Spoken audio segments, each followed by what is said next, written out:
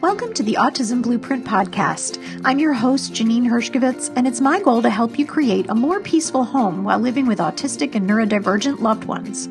Each episode, we focus on a different room in the house and help you create a peace plan for your home. So let's get started. Hey friends, thanks for joining me today. I hope you're having a good summer. I know summers can be really challenging and that some of you are already preparing to get your kiddos back to school. So we'll be offering support for the back to school time with an education series coming up this fall, as well as opportunities for you to connect with one another. So stay tuned for that.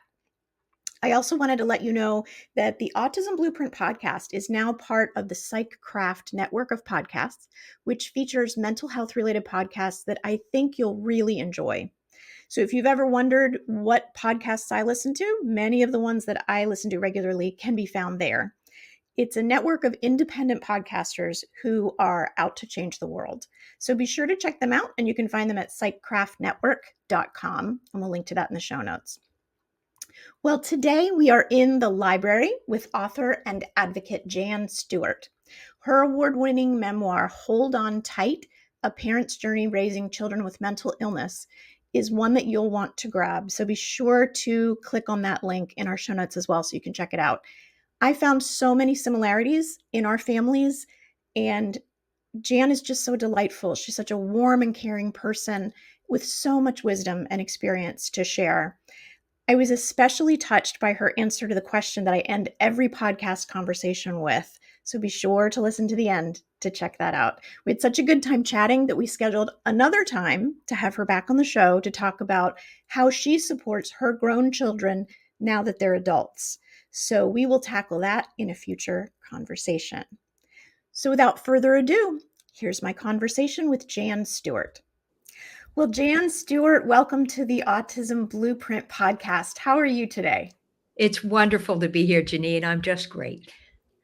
Good. Well, we met because you had reached out to me to do an article for, is it Today's Parent? Today's Parent. Today's Parent magazine, which is a wonderful digital publication on parenting. It is. It really is. I followed it for some time, and I really like it. So I was excited to do the interview with you, and the article was just lovely. And I'm just so grateful for your writing and for sharing your talents with the world. Well, thank you. Part of what I'm doing for Today's Parent, I write a monthly column on autism, but about 3-4 months ago, I started adding an additional column on the top autism parenting podcast, and you're certainly right up there. So I was delighted to be able to connect. Oh, that's wonderful. Well, I'm very picky when it comes to parent written books. And I think the reason is because there's just so many out there, and it's wonderful that people, want to share their stories. But I rarely read one that just really hits my heart in such a profound way, but also gives me a lot of hope. And I feel like your book, Hold On Tight, was definitely one of those books. So I immediately wanted you to come on the podcast and talk about this because. Tell us a little bit about your journey and how you got where you are today. Be delighted to. Thank you. Yeah, so I have 2 unbelievable children, Andrew and Ansley, both of whom are grown now, but they have multiple complex mental health and neurodevelopmental disorders. Andrew, autism, Tourette Syndrome, obsessive compulsive disorder, ADHD, developmental disabilities, and learning disabilities. And his younger sister, Ansley, is not formally diagnosed with autism, but she and we believe she's on the spectrum, but she is diagnosed with Tourette syndrome, severe mood and anxiety disorder, ADHD, and learning disabilities as well. And they have both faced, as you read in the book, some heartbreaking adversity. And, it's an emotional roller coaster that will continue throughout their lives. But they are both mental health and neurodiversity champions. When I look back, both my husband David and I grew up in these warm, loving families, and who made sure it wasn't a question of money, that we had every opportunity that we could. And we both have our MBAs and had great careers. I rose to become the managing partner of the Toronto office of Aegon Zender, which is one of the world's leading global executive search firms. So I worked throughout my career on Canada's Bay Street, which is the equivalent in New York of Wall Street. So when we got married, we both assumed naively that life would continue on and that we had on these rose-colored glasses. I think our biggest concerns, I was just talking to David about this the other morning, we were laughing about it, is here we are in Canada, which is a bilingual country. Should we educate the children in English or in French? Which, of course, looking back now is ludicrous. It's the last thing on our minds. So again, from almost the time they were born, something just didn't seem right. Andrew's hands and feet constantly moved in circles. He never talked to himself or gurgled or played in his crib alone, and he had no self-regulation when it came to eating. And yet, like so many other parents and caregivers, whenever I approached our doctor, he scolded me and told me essentially I was the problem and needed to calm down, that the kids were both fine. But thankfully, I didn't listen. I trusted my gut, and I refused to settle.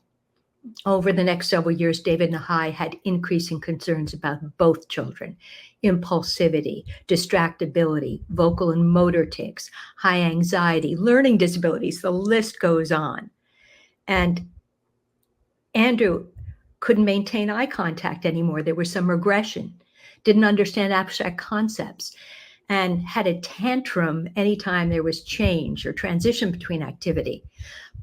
But these grew steadily until the time he was 9, when one day he was happily playing, and the next he erupted, seemingly out of nowhere, into a violent 2-hour frightening meltdown. No longer a tantrum, but a real meltdown. What we used to call rage before it was politically incorrect to say that.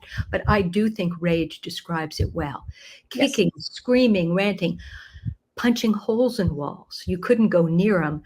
And it would crest, and you knew it was starting to be over when he would start crying and say, "Mom, this isn't me. I need help, help." Your heart just broke for him.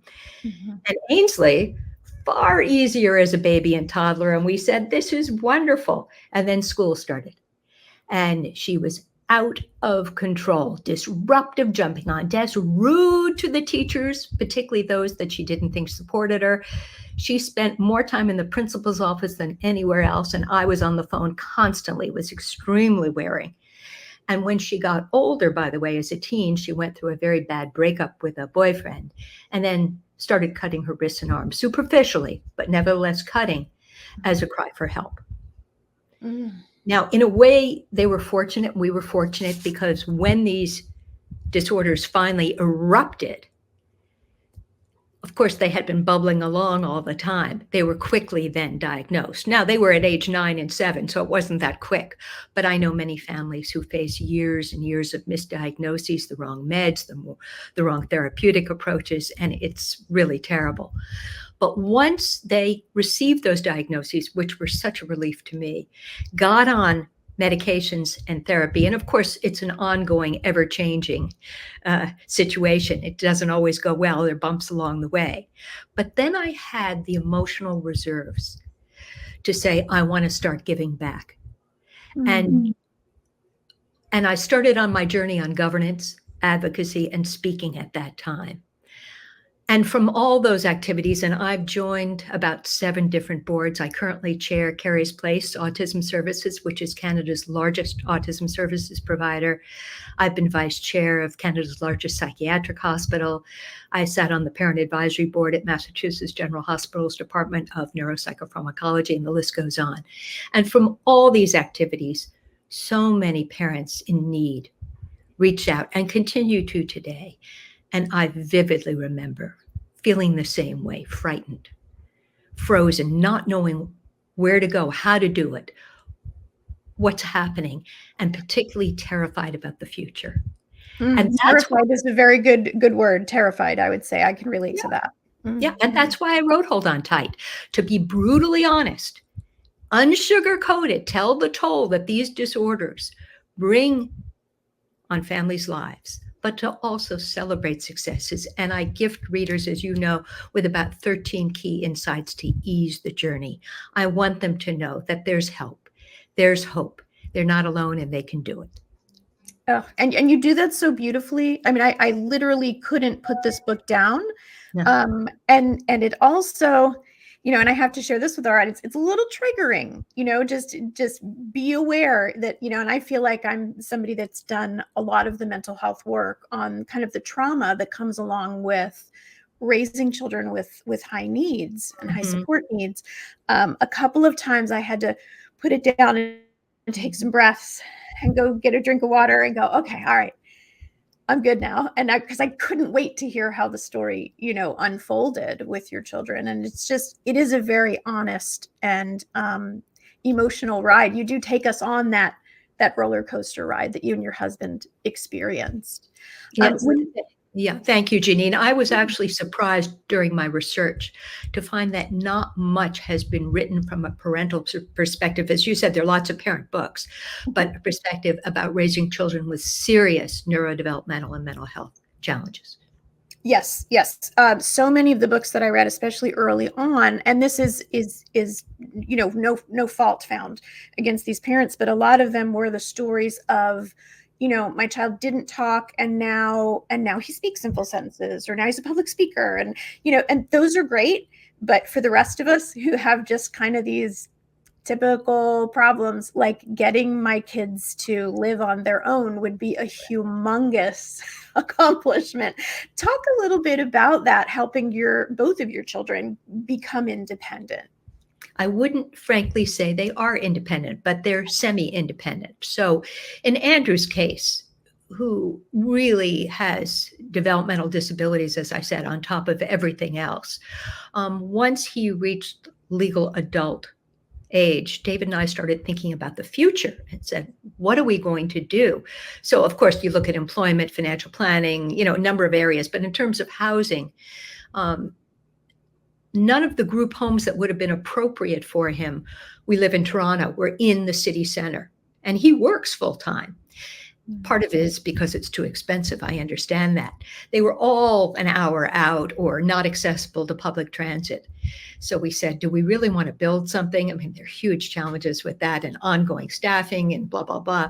But we found a small private group home where Andrew lived quite happily for 10 years. It was extraordinarily expensive, and I don't wish it on anyone. We didn't take vacations. We cut way back just to survive and get by, but it was critical.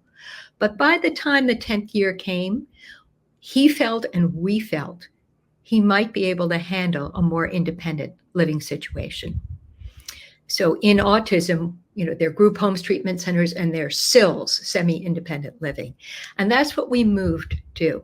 I looked and looked, and just 5-minute walk from our home, we found a lovely small place for him to live in a small boutique building. There are just about 60 units in the building. And he moved there 6 years ago. Mm-hmm. And every morning we take turns going down, or until recently, and we'll tell you about that, waking him up because his medications put him in a deep sleep. We prepare his meals, oversee him tidying up and getting ready for work, make sure he brushes his teeth, that his clothes are clean, he puts on deodorant, and off he goes to work for the day. And he's thrilled with it. It gives him security for the future, and we're thrilled with it. Now, very recently, I said to Andrew, I think you can do even more. And so now what we do is I only go down 3 mornings a week. And the other mornings, he sets his alarm, but I also call him because sometimes he doesn't hear the alarm because of the meds again. Mm-hmm. And we FaceTime throughout that whole thing. But he pours his cereal, he cleans up, does his best, not always great, but he does his best, gets dressed. I remind him, do you have a fresh handkerchief? Have you taken your lunch that I've dropped off the night before in your lunch bag out? And off he goes. And he's very proud of it. So that's where we stand with Andrew's housing. With Ansley, we knew Ansley didn't need the same kind of care, but her executive function deficits, particularly from her ADHD, are so extreme that she has trouble getting anything done. Mhm. And she's been working on this for years with her therapist. And, in chunks and pieces, little by little, it gets there.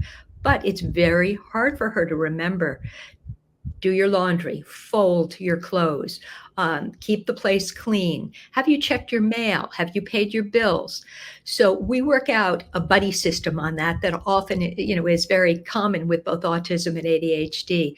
In her case, every 2 weeks we sit down together and we go through, when I think of the Eisenhower matrix, the urgent, important, not urgent, not important, and we go through those.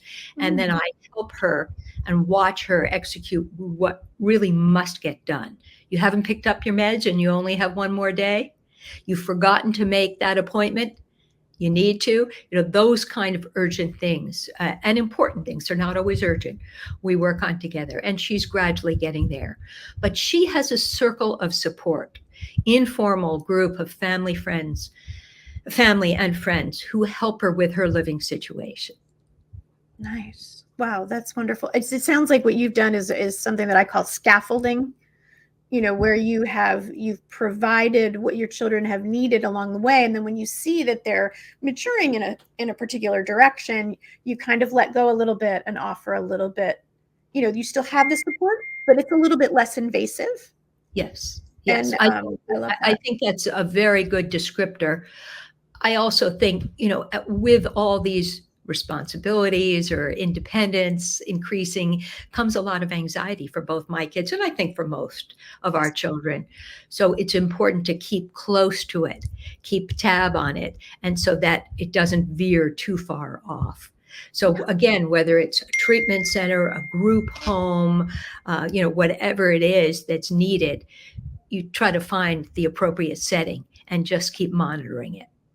Yeah. Well, and I know even in the book you talk about this, that part of that kind of roller coaster ride that we're on as parents involves, finding something that you think is going to be a great fit, whether it's a school or a therapist or a living situation, and then something happens where you realize, oh, okay, this isn't such a great fit.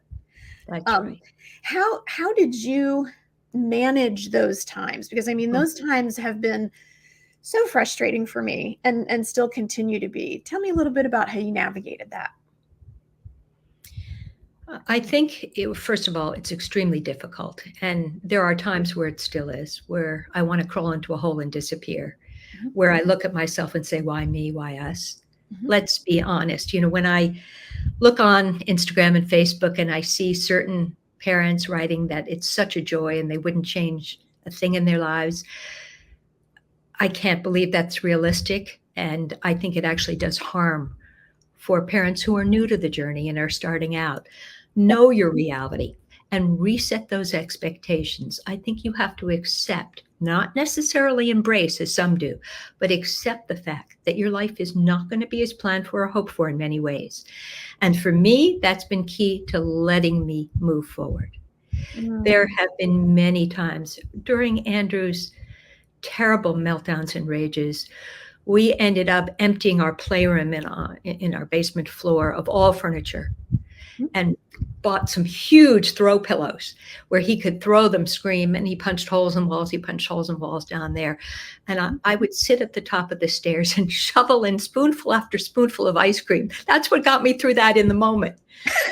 I'm I lucky love that. I'm We have the same drug of choice, by the way, too. yeah, I'm a huge right. ice cream Sounds fan. good. Yeah, yeah. But That's my go-to. sometimes you just have to get through minute by minute. Forget getting through the day. Forget getting through the next hour. Just minute by minute. Yeah. And I think in those times, that's what you have to do. One of the other things we do is we strongly believe in humor.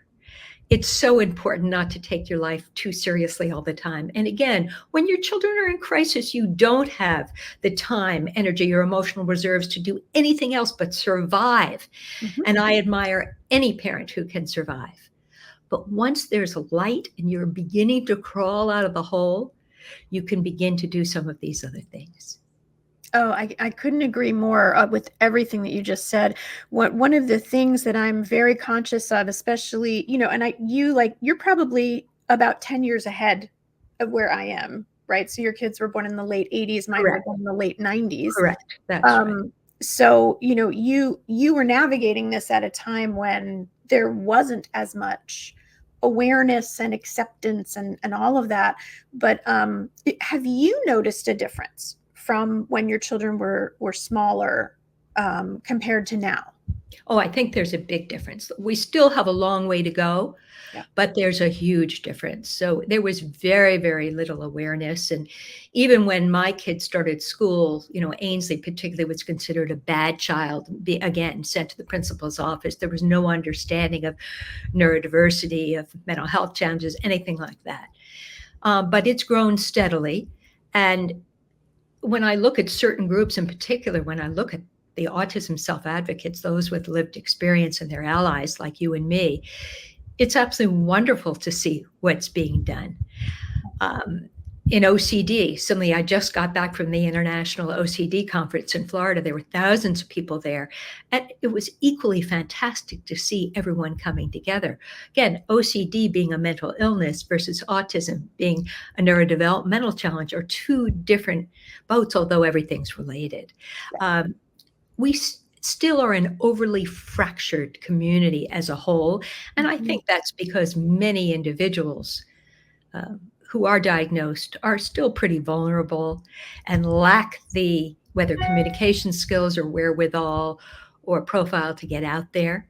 So, but there are many people leading the way. Temple Grandin, for example, in autism, a number of others in everything else. Tourette Syndrome is doing an increasingly great job. And, ADHD, much greater awareness today, but we still have a long way to go, both in terms of raising awareness, educating the media.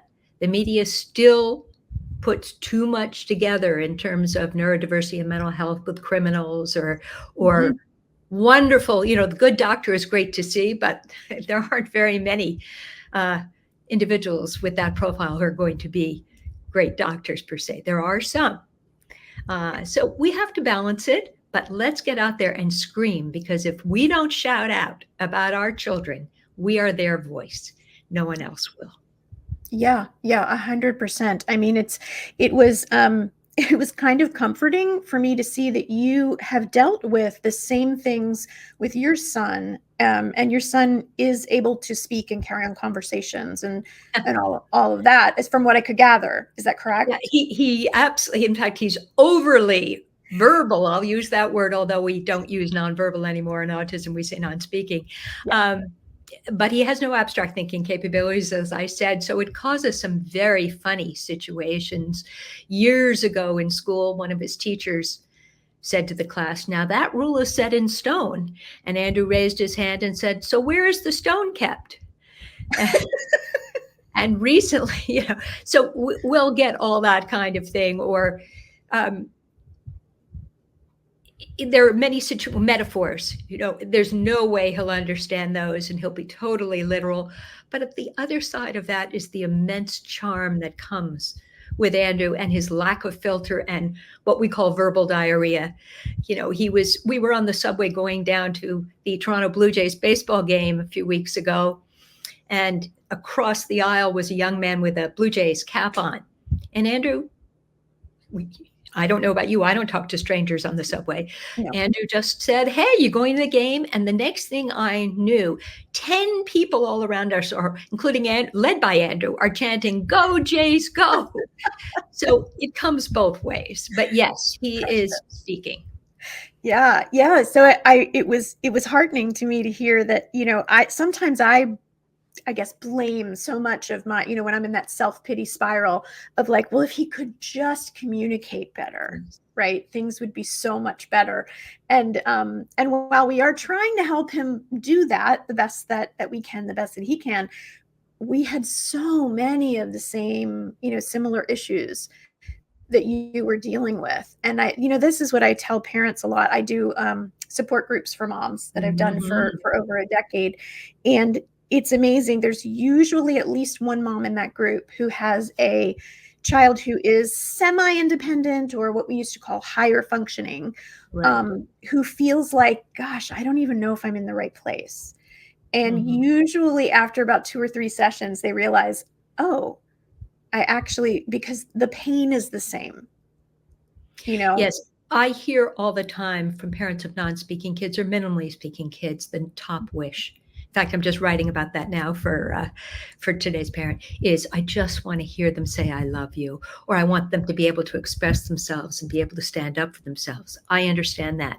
But I caution all of us that for parents with kids with other profiles, I just wish they could be firmer and stand up for themselves, nothing to do with speaking. I just wish they were less impulsive. I just wish they would stop ticking. It's so embarrassing, or they're going to hurt themselves. There are all kinds of situations. So every parent has a I just wish. It's Yeah. just those of us in the club understand it a little more. Absolutely, absolutely. Um, do you, you've been obviously on this journey for a long time. Mhm. What do you feel like you would want to tell your younger parent self if you could? If you go back in time and tell a younger Jan something, what would that be? I would say perseverance is Mm, so key. Even when you don't feel you can put one step in front of the other, propel yourself up, push yourself forward. You're doing your best, and your best is more than enough. You are your child's best champion. And just remember that. Just keep at it. You may not get results right away, but you will. Just have hope. yeah, that's absolutely true. I think so often back at my own parenting journey and how my own stuff, right, my own mental health stuff, whether it was, perfectionism or Mhm. depression or whatever it was, just kind of with these diagnoses, and whenever anything's like wrong with your child, it kind of brings all of that to the top, and so you have to deal with that as well as help your child. Did you find that that was true for yourself? To a point, but I think a lot of it is frankly luck and how we're wired. And I'm wired to take charge and just move forward. Part of, I was used to in my job at, again, a very senior level, just making decisions and being solutions oriented. And I think that served me well. Yeah. Similarly, in my advocacy, I had counseled throughout my career boards of directors, and I knew what was involved. So that I think, again, I went in with my eyes a little more open. But there Mm, were many times, as I said, when I was so frozen and so frightened, but I always just implicitly knew to keep going. And I think the biggest tip that came out of this was to insist on an integrated partnership approach with every single provider involved with your child. So whether it's their doctors, whether it's their other healthcare providers, whether it's their educators in schools or later employers, I always insist on that partnership approach with us, or we don't continue with them. mhm, It's as mhm. simple as that. It's not easy, but you have to say what's in the best interest of my child. And that to me is in the best interest. If a doctor is not willing to listen to my perspective, and as I said, we parents know our children best, then they're Yep. not the doctor for me or my child. 100%, 100%. What other things do you look for in a clinician for your child, either even though they're grown, or what, looking back, do you think you would caution parents against, or like what are some of the red flags, so to speak, either with a doctor or a therapist or therapy? Mhm. So I think it's always important to get references. I always do that when you're dealing with an MD and a therapist. Talk to as many other parents as you can. Attend parent support groups, which for me are the most reaffirming of everything.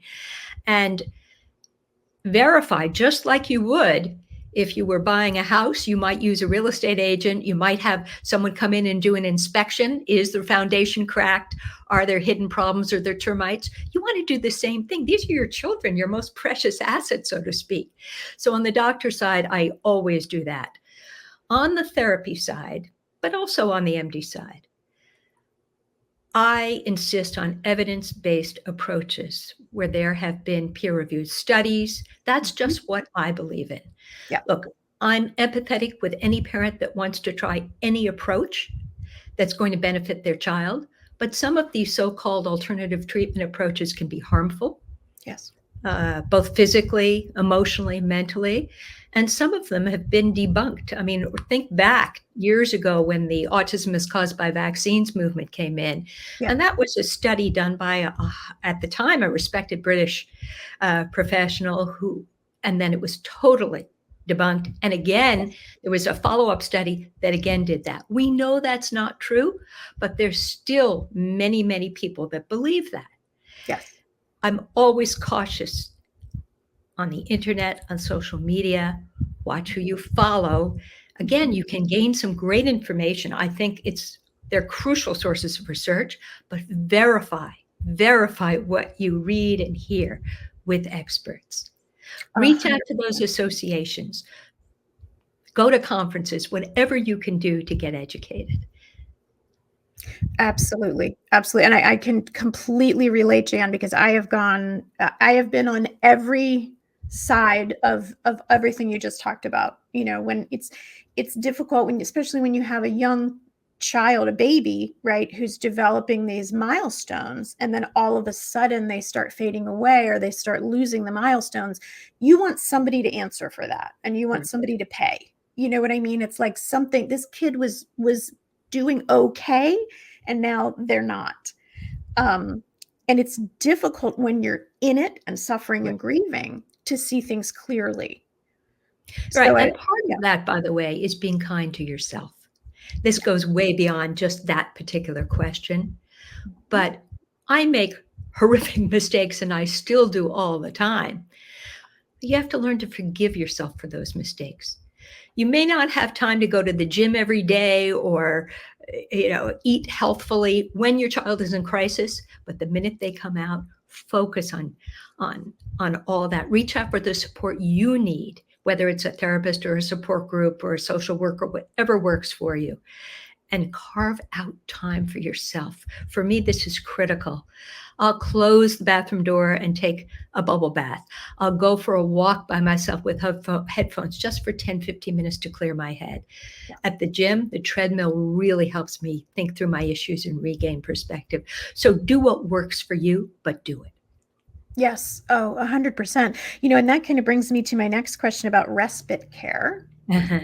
Tell me about your journey with respite and how important that is. Well, you've read the book, so you know we didn't really have any when the kids grew up. Yeah. So we live in Toronto, as I said, but I grew up in New York City and my husband grew up in Montreal. And we have no family in Toronto. And frankly, even both our families weren't 100% understanding, shall we say. We had no one. And probably the most distressing thing for me in Toronto, in my city, and it's the same in everyone's town or village, is that a number of my friends, or my so-called friends, distanced themselves and even disappeared from our lives. I needed them so much, and they just weren't there. So the respite we had for a long time was taking turns. And we still lead, frankly, parallel lives in many ways. I have a great husband and a great marriage, but we don't have the luxury of going off for, 2 weeks to Europe or, I hear you. Right, or spending time in the sun or whatever. So we take turns, and David will go off once a year with his buddies and play golf or go skiing. I might go to a bridge tournament. Right now, I just speak at a bunch of different conferences and podcasts and, writing articles. All that kind of stuff is just so important, and that's been respite. Now, I would also say that since the time when my kids were little, there are many, many more options now, and you must take advantage of them. There are organizations in every community that I know that has respite weekends, respite after school. For those in the United States, if you don't know where they are, I know Autism Speaks, and in Canada, it's Autism Speaks Canada. You can contact them, and they will tell you where. They really are a hub as a resource. And there are many other organizations. Reach out to your local autism service provider. They often have respite programs. Some are much more extensive. They're camps, both day camps and even residential camps just for a week or two. All that is so critical. Please take advantage of it. Yeah, 100%. And I know that's really scary. We were lucky enough to have my parents and my husband's mother when the kids were growing up, but I vividly remember them getting to a point where they weren't able to handle my son anymore. And that's it's devastating, but also I get it because like I could hardly handle him. So I wasn't really sure what, what to expect. But so here in the US, we have something called the Med Waiver Program in various states, and that will cover the cost of respite care. And for some parents, they're able to stay home with their child and even get paid to do that. So the issue becomes though hooking people up with those services, connecting them Mhm, with those services, mhm, mhm. and then encouraging them to go through that discomfort of I'm going to have to leave my child with someone I don't really know, who's been background checked, and then hopefully you've trained them in how to handle your child, and then be okay with if something goes wrong. Correct. Yeah. How did you manage all of those feelings? It was very, very tough. I tell the story in the book about an evening where we had someone watching the kids during the day because both David and I worked, as I said. And we were invited just 2 houses down to a neighbor. They had just had a new baby. And so after dinner, the kids said, "Oh, yeah, go." And we said, "We're just going to be 15 minutes or so." We walked. And as we came back, I was horrified to find out that Andrew had locked the babysitter out of the house and was having a major meltdown. Of course, that agency never came back, would never book us again. And I just felt there was some guilt. Why had I left them alone even for 10 minutes? Yeah. And it literally was 10 minutes. So there are times you just do your best. But as I said, your best is more than enough. You're going to make mistakes, forgive yourself, get yourself back up, and propel forward. It's exhausting. It's draining. Anyone that tells you it's not, I just don't understand it. But I'll tell you what, for me, has been the most reaffirming and reinvigorating is meeting other parents and caregivers of similar kids.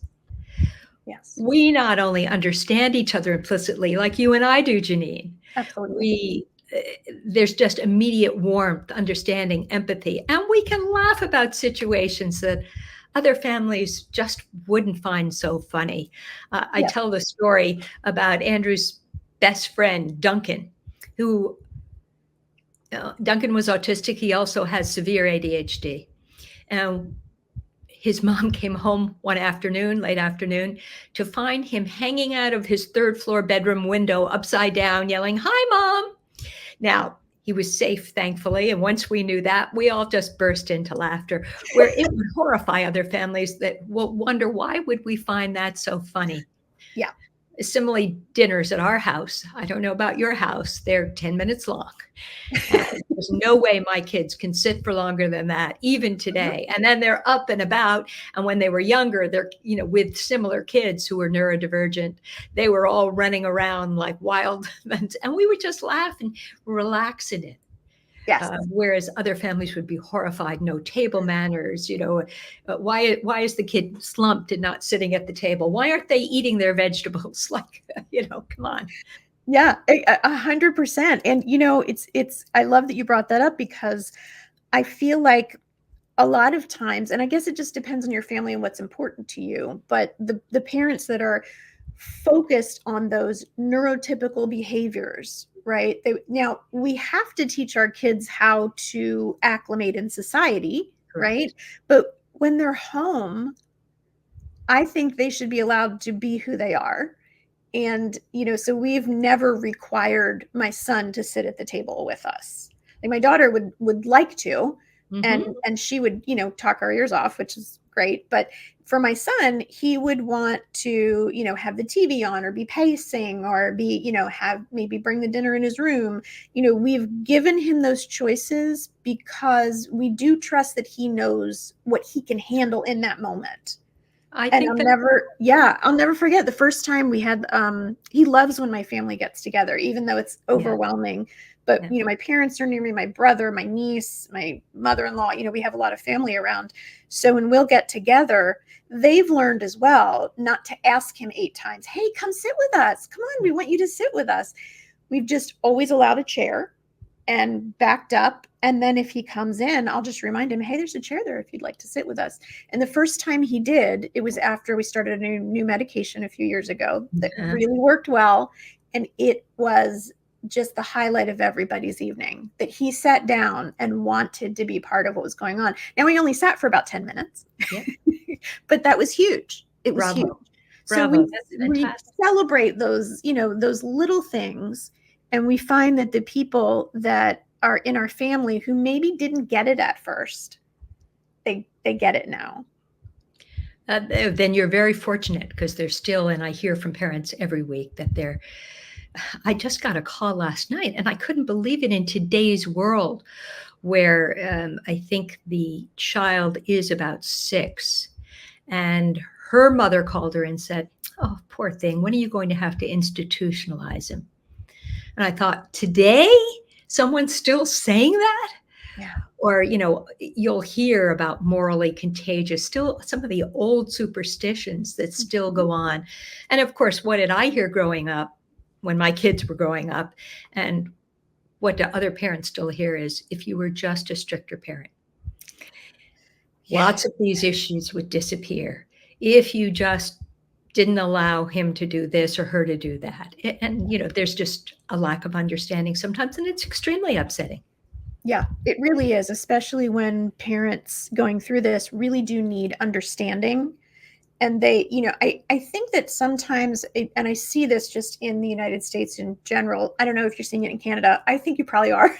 This need for certainty, Mhm. right? I think just as human beings, we have this need for certainty so that it's difficult to hold two things at the same time, you know? Yes, I think that's true.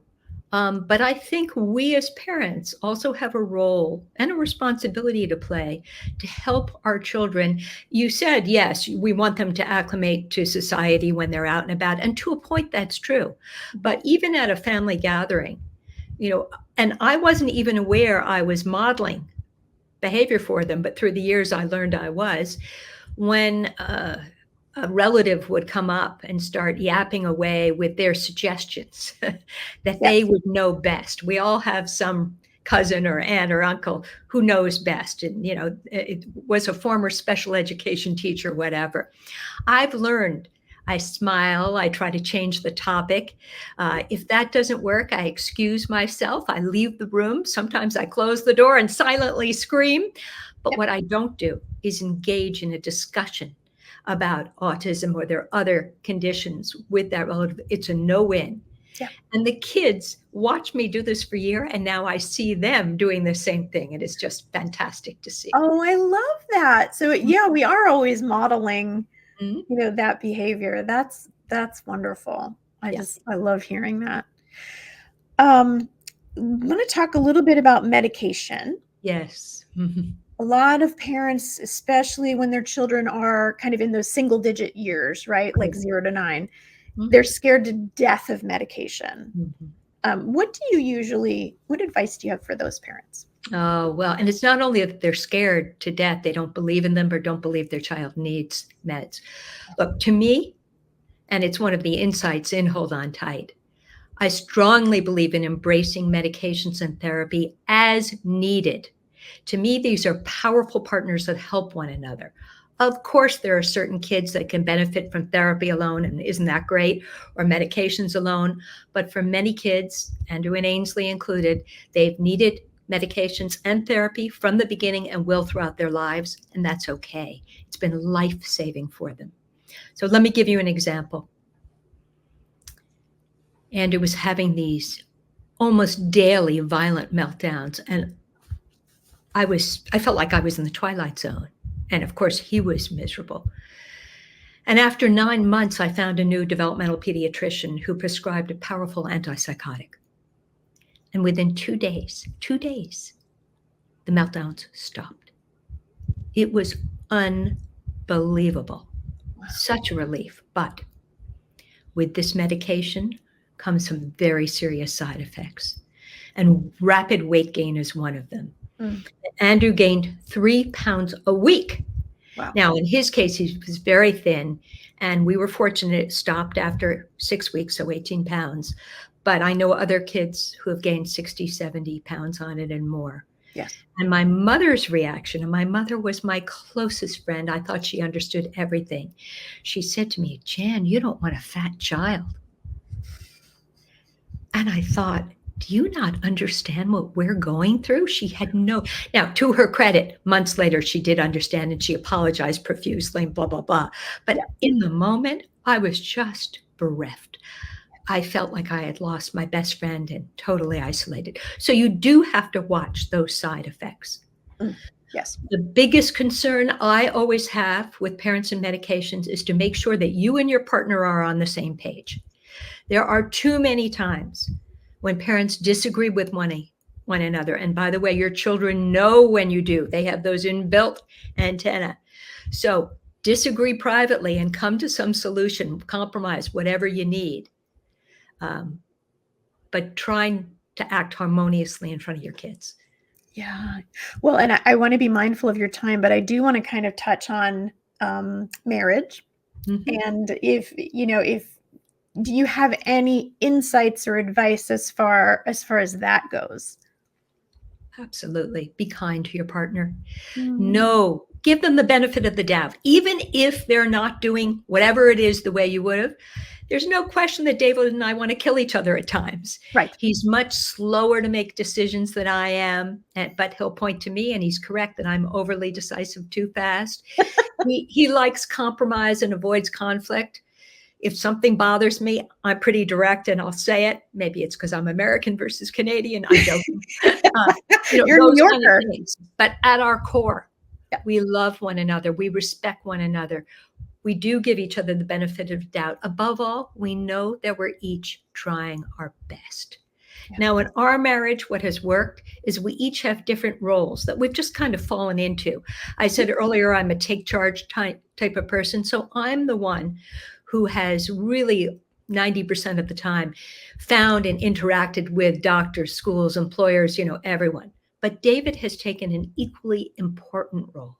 Mm-hmm. And that is the fun parent. He takes the kids to sports games and concerts. When they were little, he coached their t-ball team or their soccer team.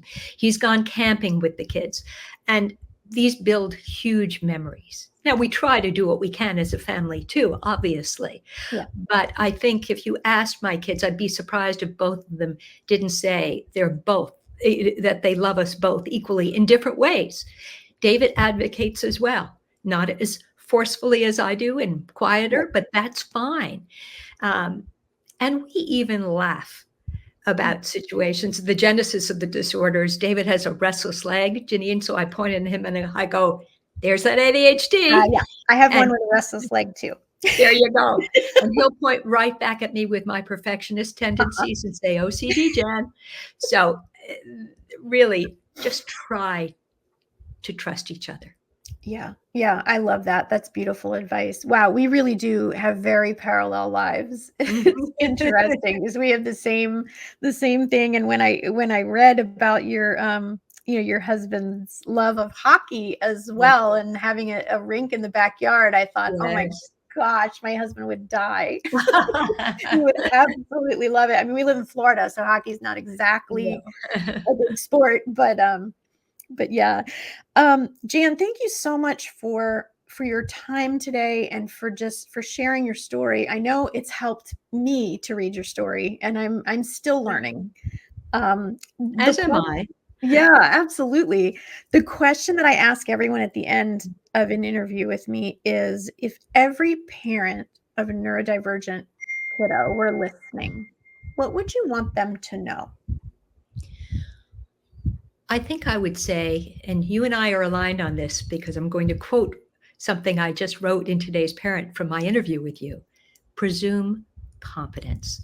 Let's remember that every autistic child and adult, neurodivergent child and adult, are unique with their own capabilities and needs. And differences are not necessarily deficits. They may be, and they often are, but they're often not.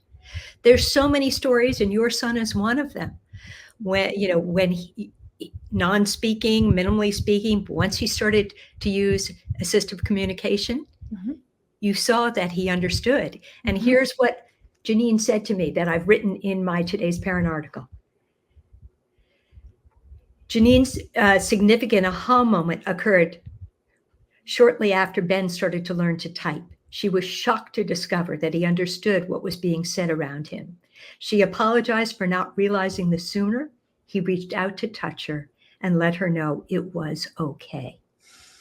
When I look at what I described with Andrew, living in semi-independent living and me going down every morning and now just 3 mornings a week, it's presuming competence.